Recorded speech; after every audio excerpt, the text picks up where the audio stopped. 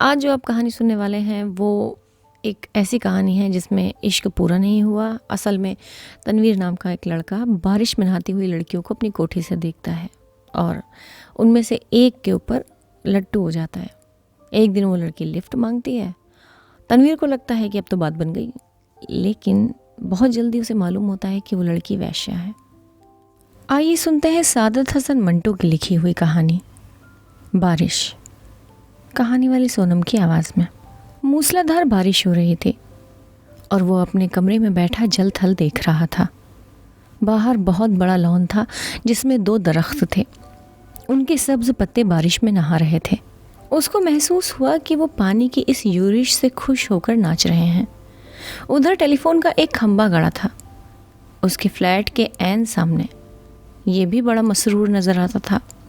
हालांकि उसकी मसरत की कोई वजह मालूम नहीं होती थी।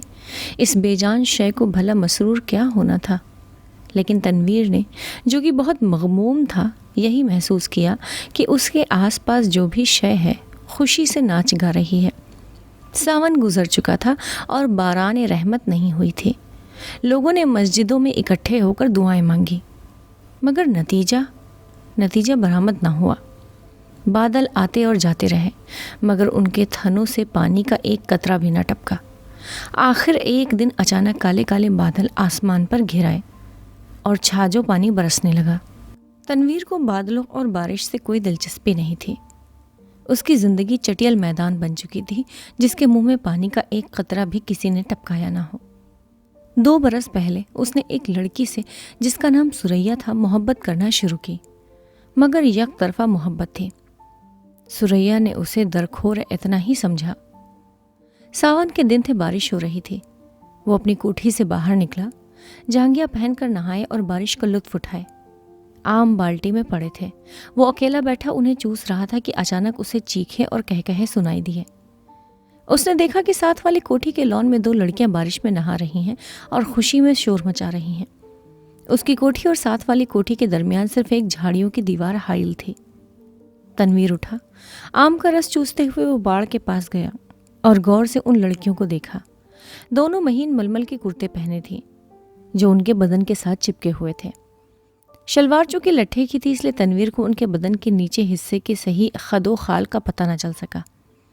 उसने पहले किसी औरत को ऐसी नज़र से कभी नहीं देखा था जैसा कि उस रोज़, जबकि बारिश हो रही थी, उसने उन दोनों लड़कियों को देखा था। देर तक वो उनको देखता रहा जो बारिश में भीग भीग कर खुशी के नारे बुलंद कर रही थी। तनवीर ने उनको पहले कभी देखा नहीं था, इसलिए कि वो ताबन कुछ इस किस्म का लड़का था कि वो किसी लड़की को बुरी नज़रों से देखना गुनाह समझता था। मगर उसने उस रोज़ बड़ी ललचाई नज़रों से उनको देखा। तनवीर की उम्र उस वक्त 20 बरस के करीब होगी। ना तजुर्बेकार था। जिंदगी में उसने पहली मर्तबा जवान लड़कियों के शबाब को गीली मलमल में लिपटे देखा था, तो उसने यूं महसूस किया कि उसके खून में चिंगारियां दौड़ रही हैं। उसने उन लड़कियों में से एक को मुंतखब करना चाहा। देर तक वो गौर करता रहा।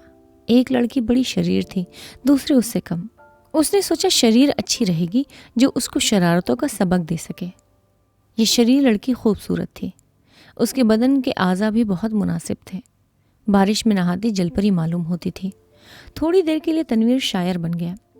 उसने कभी इस तौर पर सोचा नहीं था, लेकिन उस लड़की ने, जिसका कुर्ता दूसरे के मुकाबले में बहुत ज़्यादा महीन था, उसको ऐसे ऐसे शेर याद करा दिए जिनको अरसा हुआ भूल चुका था। इसके अलावा रेडियो पर सुने हुए किसी फिल्मी गाने की धुनें भी उसके कानों में गूंजने लगीं और उसने बाढ़ के पीछे से ये महसूस करना शुरू किया कि वो अशोक कुमार है, दिलीप कुमार है। फिर उसे कामिनी कौशल और नलिनी जयवंत के खद्दो ख्याल नजर आए, तो उसने उन दोनों एक्ट्रेसों पर लानत भेजी। वो उनसे कहीं ज़्यादा हसीन थी। उसके मलमल के कुर्ते में जो शबाब था, उसका मुकाबला उसने सोचा कोई भी नहीं कर सकता।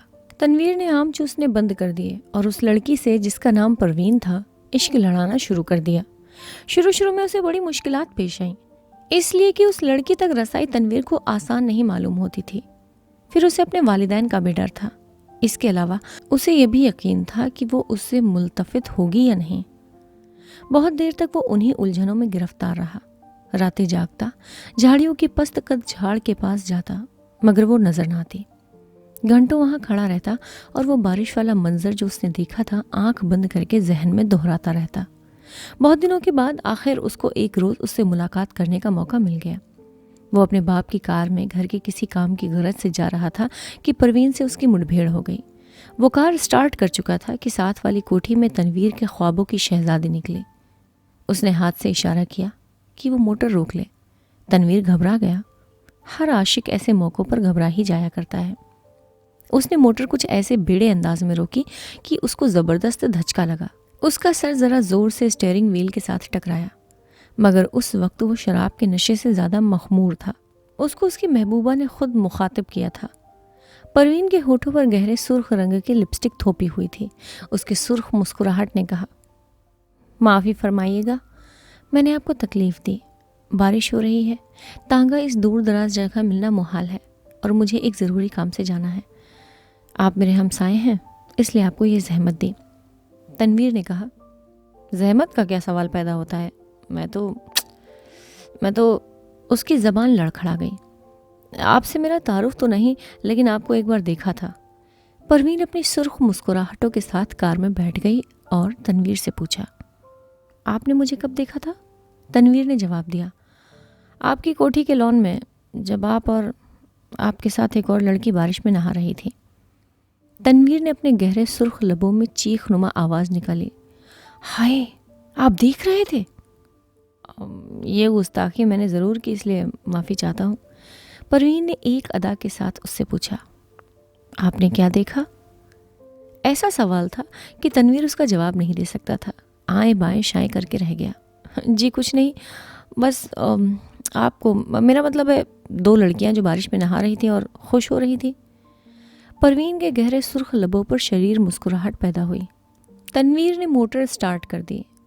मैं आपको कहाँ ड्रॉप कर दूँ? परवीन मुस्कुराई, आप मुझे कहीं भी ड्रॉप कर दें, वही मेरी मंजिल होगी। तनवीर ने यूँ महसूस किया कि उसे अपनी मंजिल मिल गई। लड़की जो उसके पहलू में बैठी है अब उसी की है, लेकिन उसमें इतनी जुर्रत नहीं थी कि वो उसका हाथ दबा या उसकी कमर में 1-2 सेकंड के लिए अपना बाजू हमायल कर दे। बारिश हो रही थी, मौसम बहुत खुशगवार था। उसने काफ़ी देर सोचा। मोटर की रफ्तार उसके ख्यालात के साथ साथ तेज़ होती गई। आखिर उसने एक जगह रोक लिया और जज्बात से मकबूल होकर उसको अपने साथ चिमटा लिया।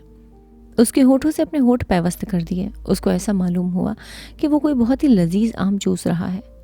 परवीन ने कोई मुजाहमत न की, लेकिन फ़ौरन तनवीर को यह एहसास बड़ी शिद्दत से हुआ कि उसने बड़ी नाशाइस्ता हरकत की है और गालिबन परवीन को उसकी ये हरकत पसंद नहीं आई। चुनांचे एकदम संजीदा होकर उसने कहा, आपको कहाँ जाना है? परवीन के चेहरे पर यूँ खफगी के कोई आसार नहीं थे, लेकिन तनवीर यूँ महसूस कर रहा था जैसे वो उसके खून की प्यासी है। परवीन ने उसे बता दिया उसे कहाँ जाना है। जब वो उस जगह पहुंचा तो उसे मालूम हुआ कि वो रंडियों का चकला है। जब उसने परवीन को मोटर से उतारा तो उसके होठों पर गहरे लाल रंग की मुस्कुराहट बिखर रही थी। उसने कूल्हे मटकाकर ठेठ कस्बियों के अंदाज में उससे कहा, शाम को मैं यहाँ होती हूँ, आप कभी ज़रूर तशरीफ़ लाइए। तनवीर जब भौचुक्का होकर अपनी मोटर की तरफ बढ़ा तो उसे ऐसा लगा कि वो भी एक कस्बी औरत है जिसे वो हर रोज़ चलाता है। उसकी लाल बत्ती लिपस्टिक है जो परवीन ने होठों पर थोपी हुई थी। वो वापस अपनी कोठी चला आया। बारिश हो रही थी और तनवीर बेहद मगमूम था। उसको ऐसा महसूस हुआ कि उसकी आंखों के आंसू बारिश के कतरे बनकर टपक रहे हैं। आपको ये कहानी कैसी लगी? कुछ कुछ जगह पर ये कहानी बहुत ही ज़्यादा नागवार गुजर रही थी। आपको ये कहानी कैसी लगी? आपको क्या लगता है इस कहानी के बारे में कि इस कहानी में कोई दम था, मतलब, या फिर ये एक फालतू दिमाग की उपज थी सिर्फ? कमेंट बॉक्स में ज़रूर बताइएगा।